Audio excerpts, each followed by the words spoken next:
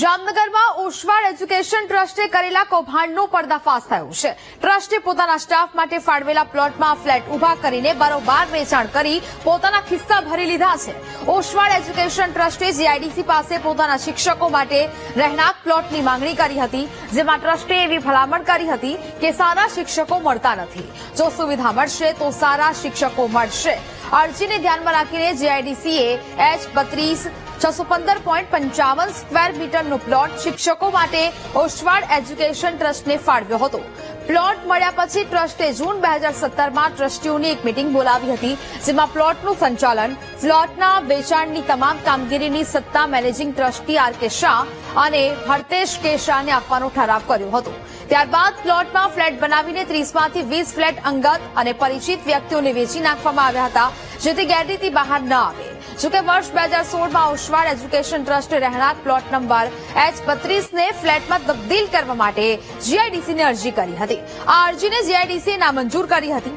મહત્વની વાત છે કે ફ્લેટોના દસ્તાવેજ પણ બની ગયા, ત્યાં સુધી જીઆઈડીસી કે તંત્રને જાણ સુદ્ધા નથી થઈ। ત્યારે ઓશવાડ એજ્યુકેશન ટ્રસ્ટના આટલા મોટા કૌભાંડમાં તંત્રના અધિકારીઓની મિલીભગતને લઈ અનેક સવાલ ઉદ્ભવી રહ્યા છે। તો જ પ્રકારે વધુ એક મોટું કૌભાંડનો પર્દાફાશ થયો છે।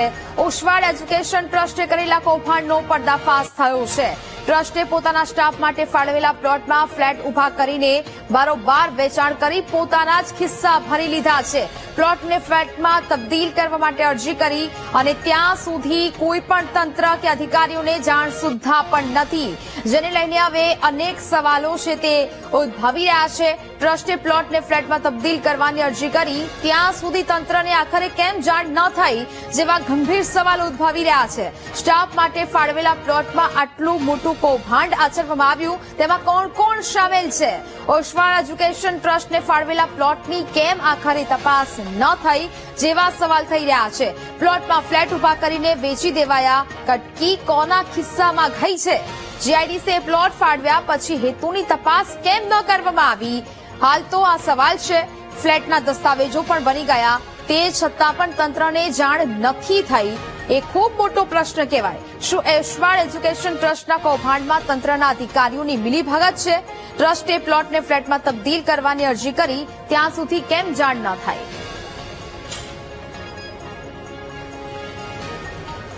તો R.K.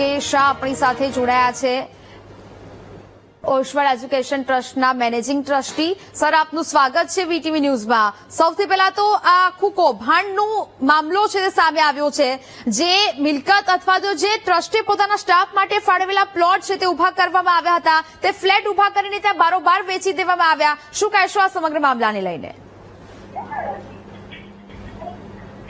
હેલો,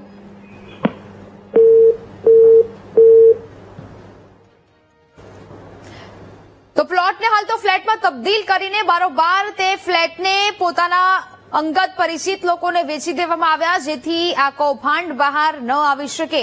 જોકે હવે આ સમગ્ર મામલો સામે આવતા ગંભીર સવાલો અહીંયા ઉદ્ભવી રહ્યા છે। ઓશવાડ એજ્યુકેશન ટ્રસ્ટનું આ કૌભાંડ, જેનો હવે પર્દાફાશ થયો છે, સ્ટાફ માટેના પ્લોટમાં આખું કૌભાંડ કરી નાખ્યું છે।